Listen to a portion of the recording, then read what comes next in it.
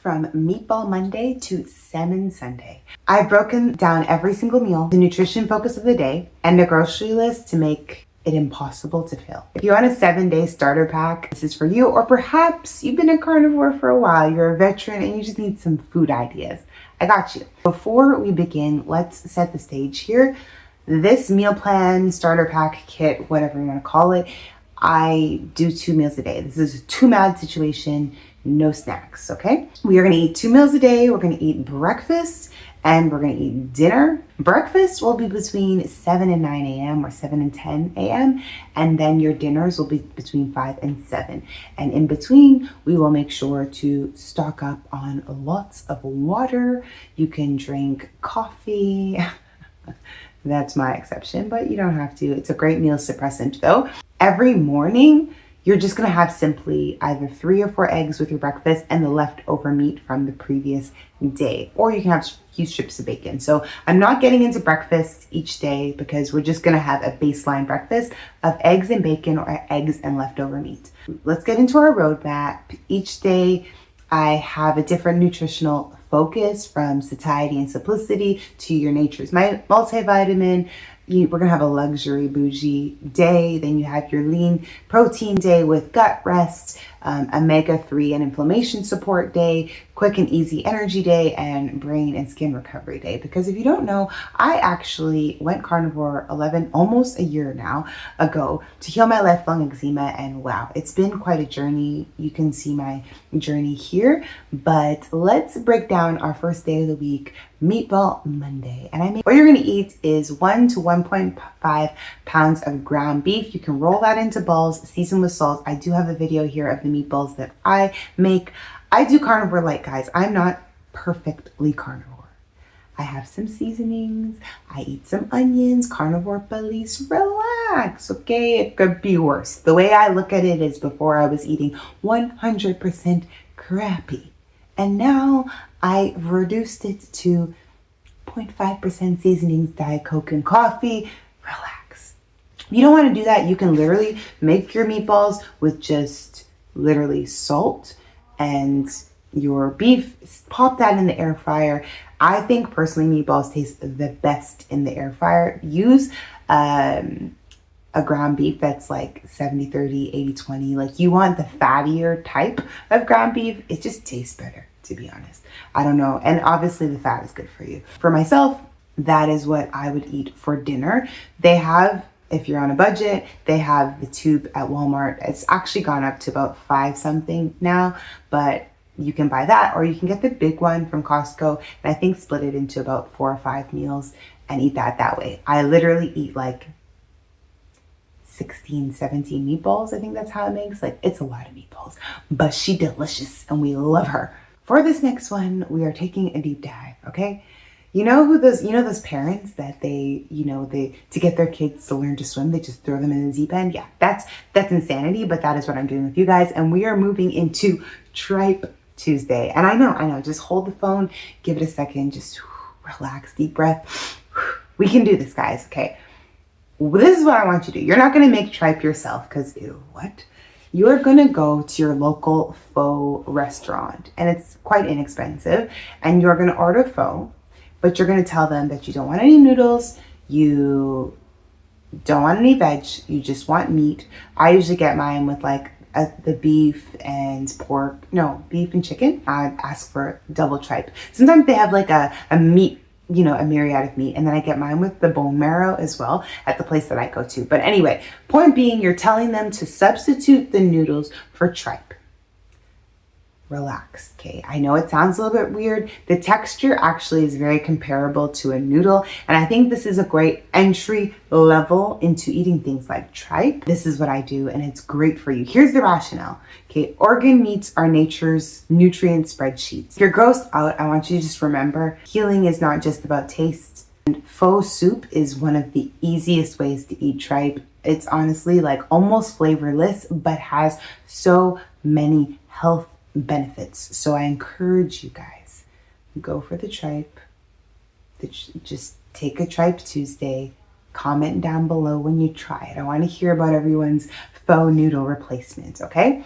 The next one, we're going to call her Wagyu Wednesdays. Guys, don't worry. You don't actually have to get Wagyu beef, but this is the day you're going to eat a steak. I just needed it to W and W, right? Steak Wednesday, no. Wagyu Wednesday sounds better. Here's what we're going to do. If you've got money, then get yourself a Wagyu.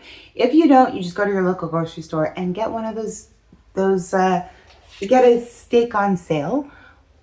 Often, if you go to like a fancy grocery store, they usually have markdowns on steak, and most likely you can grab yourself a nice 10 to 12 ounce for about $20. Or you can do the Costco hack and you buy the big one and you do all the chopping. We all know that one. That's another option, but I think the whole idea, it's always nice to have a steak at least once a week on the carnivore diet. It is extremely satiating and good for you, okay? So the strategy this day, to me, this is like, I consider this the luxury day of the week. You know, get your ribeye, get your steak, something that has some really nice fat marbling. I think ribeye does have the perfect like fat to meat ratio. I want to say by the Wednesday is when your body is starting to go into ketosis. If you just started your diet, that fat can really help your ketones run efficiently. This is, I would say, on a day that you're having a steak, especially if you're gonna have a large one, you might even be okay to just have one meal a day. Like if the steak is big enough. One of my favorite days of the week is to have a steak day. I love me a good steak. Who doesn't love a good steak? Moving on to the Thursday. This is Turkey Bowl Thursday.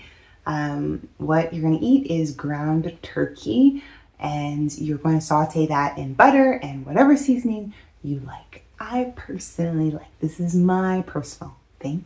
You don't gotta do this. A little bit of cumin, very little bit of cumin, a little bit of dill, salt and pepper, onion salt. Carnivore police, I don't want to hear it today, okay? So my rationale for why I think turkey is a great fit is that it's lean and it's easier on digestion. If you're just starting carnivore and all the fat is a little overwhelming to your system, this could be a bit of a break as your digestion shifts.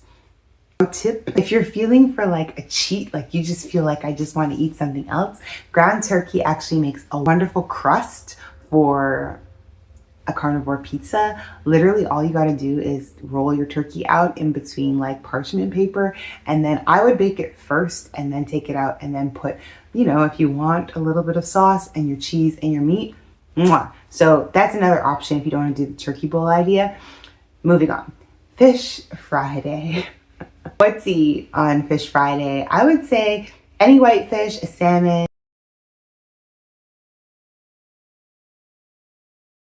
Now for Sausage Saturday. I love myself a good sausage, but quick warning, proviso, caveat. Make sure that your sausages don't have any strange fillers, breadcrumbs, you know, panko, flour, who knows what kind of questionable things they can put in them. You want to get yourself a clean 100% pork, meat, whatever kind of meats, you know, sausage. I love sausages. First of all, of course, pork is really nutrient dense. I think the whole world has been taught because of the standard health diet, or, you know, the way they push education. A lot of times pork is kind of thought of as an unhealthy meat, a meat that's just going to raise your cholesterol, make you sick, blah, blah, blah. Not to mention pork is a little bit, it needs to be handled well, cleaned well, all those things. But if you get yourself high quality meat, it has such good benefits for you. One of my favorite ways to eat pork is just like chopped up with onion, and you just like fry that, pan fry. Oh my goodness. Or another thing I like to do is just, once again, chop up my onion really, really fine, a little bit of seasoning. I feel like pork doesn't need a lot, like a sausage does not need a lot of seasoning, and I will just empty out the casing. Sounds a little gross, but fry that up like as a ground pork bowl, or ground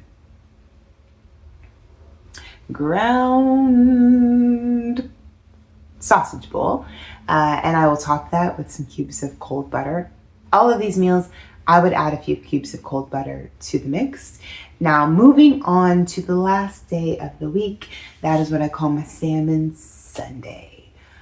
A generous portion of Atlantic or wild caught salmon. I love making my salmon in my cast iron, skin down, skin on, crispy, crispy, crispy. I never used to, people would talk about eating salmon skin, disgusting, until I learned the cast iron method and to make sure it's crispy. What I like to do, I will heat up my cast iron, I put in a little olive oil, season your salmon as you like. I just usually salt, pepper, squeeze a lemon. I find if you have a nice fresh piece of salmon, less is more. Turn that up really, really high, your cast iron, and then put it skin down. I will let that cook for about 3 to 4 minutes, and then I'll turn it over. Let that cook for another 2 minutes, then I'll turn it back and let it finally end its crispy on there. When I take it off my plate, I squeeze lemon over it once more and I enjoy it. So the rationale, the reason why I end my week with some salmon is because it's a high quality fat. It supports your hormone balance and skin repair. Omegas are so important for us as women. It's good for your health. And this is what I like. I feel like this is a very well-rounded carnivore diet. Now, or first week of carnivore, it gets your body, you're not going to get some, what's it called? Meat aversion. You're not going to get meat fatigue because you just feel like every day I've had something different. When you settle into carnivore, you're probably more likely will just find your things like I could eat a ground beef bowl every day and be fine. But early on, it's not going to do that. And sometimes you go through seasons, those stages of carnivore where you need to mix things up a bit. This is where this kind of plan, roadmap is going to help you. So let's move on to the grocery list, the few essentials that you're going to need. First of all, you're going to need to get ground beef, of course, 3 to 5 pounds. Once again, 80 to 20 ratio. You're going to need to get yourself a steak. I think a 10 to 15 ounce steak is adequate. Get yourself 2 packs of bacon for in the daytime, for the mornings, for breakfast. Even 1 pack is fine. Get yourself a fish, either 1 pound of salmon or a whitefish. You could get a tilapia, a bassa, whatever you like. Get what you like. No rules here. If it's on sale, even better.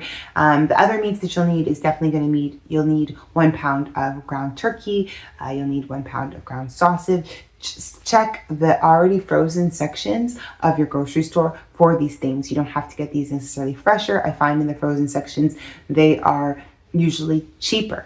A carton of eggs. Listen, guys, there are the carnivores and that they got all the fancies. They're eating the best quality stuff. And then there's the rest of us. I just get what I can afford. Hopefully one day, maybe I could afford to get the fancy panda finished, whatever meats cut directly from the cow itself. In the meantime, I get what I can and I get the benefits I can. Don't think you can't get good health benefits because you're not eating the rich and fancy stuff. Okay? Get yourself 1 or 2 sticks of butter or tallow, or just save your bacon grease. And most importantly, guys, have your electrolyte packages. Now, early on in my carnivore journey, I kept hearing them say, yeah, just overly salt things. Add some salt to your water. Okay, this might be unpopular opinion. You can share down your thoughts down below, but you need electrolytes. Just the salt it just wasn't enough for me. Maybe it's going to be enough for you. Salt was just not enough for me. I need more. So I think it's really important. Get yourself, I have my carnivore essential list of different things that you need and the electrolytes that I would use.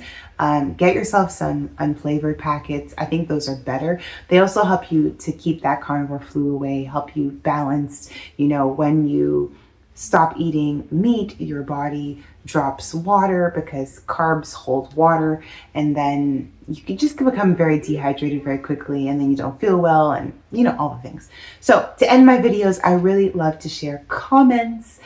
So please, you share your carnivore story and maybe I'll feature it in my next video. But Mary Rutigliano 1044, I'm so sorry if I messed up your last name.